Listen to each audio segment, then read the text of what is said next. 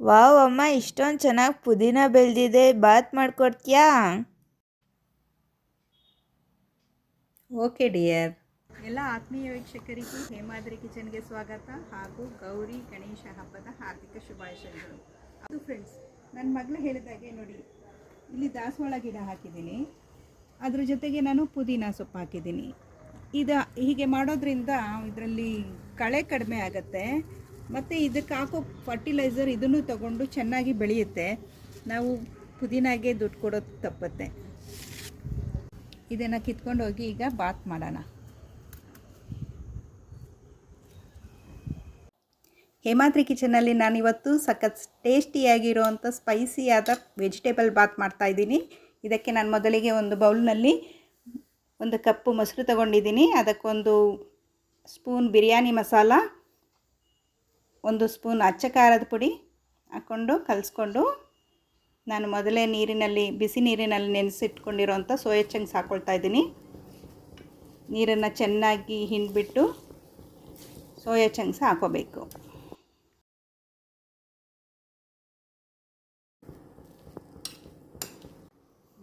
ಒಂದು ಬಾಣಲೆಗೆ 2 ಸ್ಪೂನ್ ಎಣ್ಣೆ ಹಾಕಿ, ಚಕ್ಕೆ, ಲವಂಗ, ಬೆಳ್ಳುಳ್ಳಿ, ಹಸಿಮೆಣಸಿನ್ಕಾಯಿ, ಶುಂಠಿ, ಈರುಳ್ಳಿ, ಸ್ವಲ್ಪ ಈರುಳ್ಳಿ ಹಾಕ್ಕೊಂಡಿದ್ದೀನಿ. ಅದನ್ನು ಚೆನ್ನಾಗಿ ಹುರ್ಕೋಬೇಕು. ಕೊತ್ತಂಬರಿ ಸೊಪ್ಪು, ಪುದೀನ ಸೊಪ್ಪು, ಮೆಂತ್ಯ ಸೊಪ್ಪು, ಸ್ವಲ್ಪ ಪಾಲಕ್ ಸೊಪ್ಪು ಹಾಕ್ಕೊಂಡಿದ್ದೀನಿ. ಅದನ್ನು ಚೆನ್ನಾಗಿ ಹುರ್ಕೋಬೇಕು. ಸೊಪ್ಪು ಬಾಡಿದ ಮೇಲೆ ಇದಕ್ಕೆ ಟೊಮೊಟೊ ಹಾಕ್ಕೊಳ್ತೀನಿ.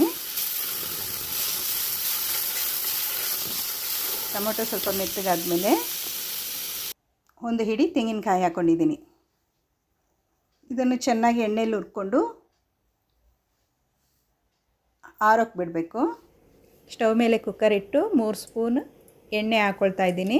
1 ಸ್ಪೂನು ತುಪ್ಪ,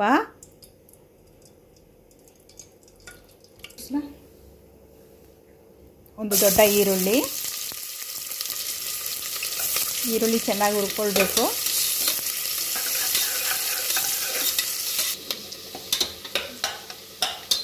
ಇದಕ್ಕೆ ಹುರುಳಿಕಾಯಿ, ಗೆಡ್ಡೆಕೋಸು, ಕ್ಯಾರೆಟ್,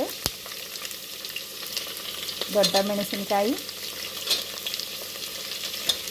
ಇನ್ನು ನಿಮ್ಮ ಮನೇಲಿ ಏನಾದರೂ ತರಕಾರಿ ಇದ್ದರೆ ಸೇರಿಸ್ಕೊಳ್ಬೋದು. ಟೊಮೊಟೊ ಹಾಕ್ಕೊಂಡೆ, ಕಾಲಿಫ್ಲವರ್ ಸೇರಿಸ್ಬೋದು, ಕ್ಯಾಬೇಜ್ ಸೇರಿಸ್ಬೋದು. ಹಾಕ್ಕೊಂಡು ಚೆನ್ನಾಗಿ ಹುರ್ಕೊಳ್ಬೇಕು. ಹುರಿದಿಟ್ಕೊಂಡಿರೋವಂಥ ಮಸಾಲ ಆರಿದೆ, ಒಂದು ಮಿಕ್ಸಿ ಜಾರ್ಗೆ ಹಾಕ್ಕೊಂಡು ರುಬ್ಕೊಂಡು ಬರ್ತೀನಿ. ಬಟಾಣಿ ಸ್ವಲ್ಪ ಹಾಕ್ಕೊಳ್ತಾ ಇದ್ದೀನಿ.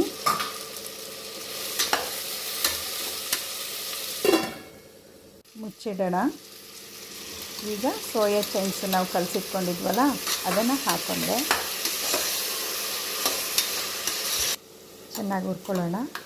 ಈಗ ರುಬ್ಬಿಟ್ಟಿರೋವಂಥ ಮಸಾಲ ಹಾಕ್ಕೊಳ್ತಾ ಇದ್ದೀನಿ. ಬಿರಿಯಾನಿ ಮಸಾಲೆ ಹಾಕಿರೋದ್ರಿಂದ ಗರಂ ಮಸಾಲ ಹಾಕೋ ಅವಶ್ಯಕತೆ ಇಲ್ಲ. ಇದನ್ನು ಚೆನ್ನಾಗಿ ಹುರ್ಕೊಳ್ಬೇಕು ಎಣ್ಣೆಯಲ್ಲಿ. ಈಗ ನಾನು 2 ಕಪ್ಪು ಮೊದಲೇ ನೆನೆಸಿಟ್ಕೊಂಡಿರೋ ಅಂಥ ಬಾಸುಮತಿ ರೈಸನ್ನು ಹಾಕ್ಕೊಂಡಿದ್ದೀನಿ.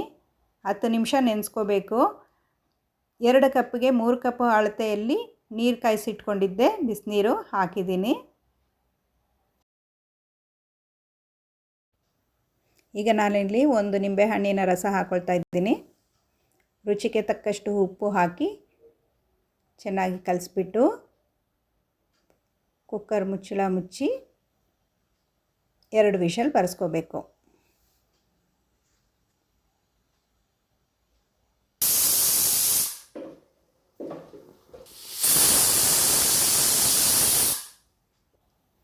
ಈಗ ರುಚಿಯಾದ ಖಾರವಾಗಿ ಆರೋಗ್ಯಕರವಾದ ವೆಜಿಟೇಬಲ್ ಬಾತ್ ರೆಡಿಯಾಗಿದೆ. ಮೊಸರು ಬಜ್ಜಿ ಜೊತೆ ಸರ್ವ್ ಮಾಡ್ಬೋದು.